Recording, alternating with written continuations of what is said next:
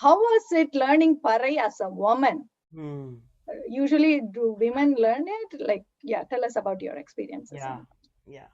So, so I mean, I have to say that my just to go back for a minute, my dissertation and my book does cover Kirtane, and covers the whole Christian.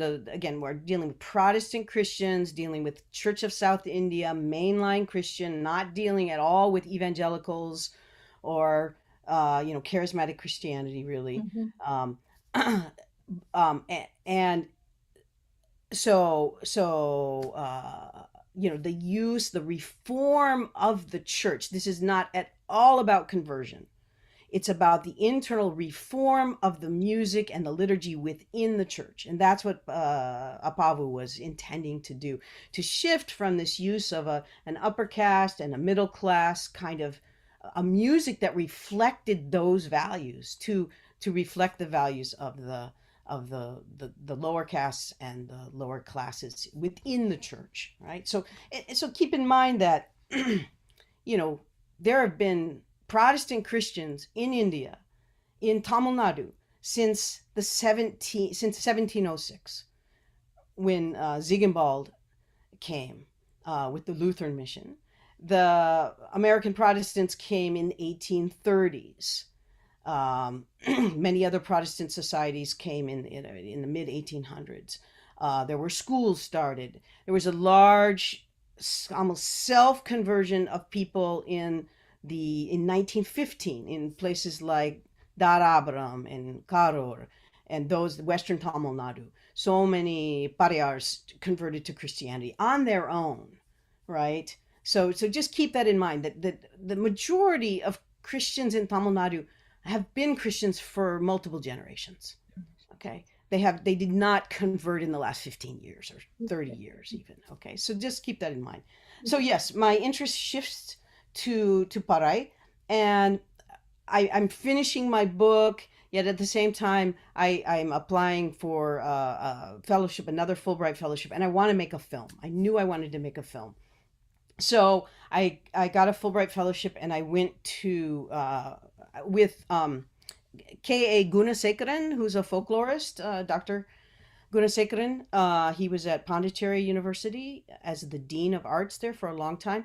And he took me around to several different sites, and we finally decided on a site where he had relatives, which was this Munevendri near Paramagudi. And I really liked this site because it was kind of a Paka village. It was a significant large village, had multiple castes in it, and there was this group of drummers who played for local events and were negotiating. They were becoming professional, yet they were still having to negotiate issues of caste in terms of the respect that they were given or not within the village by various groups.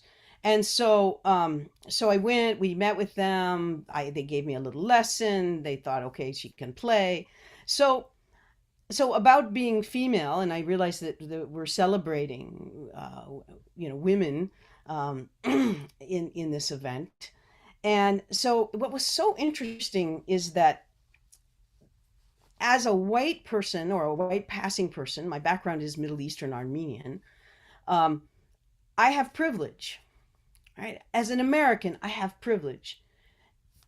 With my relationship to people like Gunasekaran, I had privilege, right? So they took me on with all of knowing all of these things. But as a female in this context, I still had to negotiate, how I was being treated, not by my teachers, but really by when I would go with them, by the audience. So I learned a lot. I got to a certain level that I could play, and I would go. I went to a, a funeral with them, and I said, hey, can I play? Can I play? And so we got in front of the tear, I think it's called, right?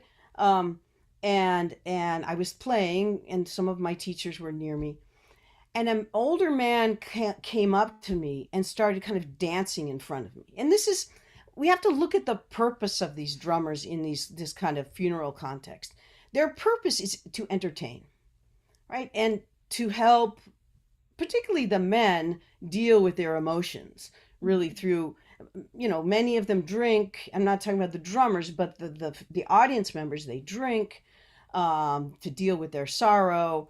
The women do opari, the men drink. and this man came up to me and he started dancing really close to me and almost like trying to touch me. And so this is where it got really, tricky. So my teachers made a kind of an arc around me to protect me. And I could handle this guy, but it was just a matter of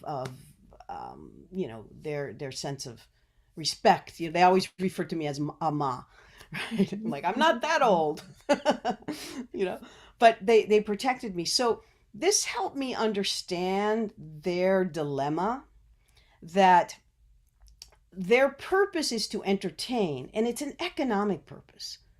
It's, there is the spiritual belief that you must play the parai. This is middle caste, and I say village religion. We call it Adi Samyam, village Hinduism. We're not talking about Brahminical urban Hinduism. This is village Hinduism, where there's the drum is used to call the deity, to create possession, trance state. The drum is used to send the soul to Sorgam, right? Or even to the next reincarnation. That's the belief. The drum is sounded in case the person is not dead. It's so loud that they'll wake up, right? These are the beliefs. So those are the beliefs, but my teachers, their main purpose was to, we would say in English, in America, to get the next gig, right? To get called for the next performance. Right. So they want to entertain. They want to please their patrons. So if they're having to, within this Tamil situation where men feel that they can just touch any woman, they have a dilemma that they have to protect me. Right. And so that's not going to be, it's difficult to please their patrons when they're trying to protect me. So this is the reason that they gave, that they didn't teach their own girls how to play, right? So I had this opportunity, but they wouldn't teach their own girls how to play. Now, things are shifting because the drum is being taken out of the ritual context and onto the stage, right? At events like Chennai Sangamam, and Shakti Kalekul plays many, deity festivals, but they always require a raised stage. They no longer play on the ground, right? And they require a proper bathroom and changing area, things like this. So this is the issue for women players is how do you protect yourselves in these situations where men are drunk, and and so until that culture changes, this is the challenge for women folk artists, ரொம்ப அருமையா நீங்க சொன்னீங்க. அந்த நுணுக்கமான அந்த காரணத்தை நீங்க தெளிவா சொன்னீங்க. இப்போ மாறிக்கிட்டு வருது. அது ஒரு மேடைக்கு போகும்போது அதனுடைய அந்த பறை இசையினுடைய தரமே உயர்ந்து இருக்கு. அப்போ இந்த பாதுகாப்பு இத பத்தி எல்லாம் நம்ம கவலைப்பட தேவையில்ல. ஆனால் ஒரு பொது இடத்தில் ஒரு சாவுக்கு போகும்போது, ஒரு ஃபியூனரல்ல when men are drink, it is very hard to protect the girls. அதனால சொல்லல அப்படிங்கறத சொல்லி கொடுக்கல அப்படிங்கறத நான் ஓரளவுக்கு ஏத்துக்கிறேன். நல்ல வேளையாக இன்று பெண்களும் கற்றுக்கொள்ளும்படி அது மேடைக்கு போனது இன்னும் நல்ல விஷயம். இன்னைக்கு அமெரிக்காவிலும் நிறைய பெண்கள் they are playing parai and we are so happy about that.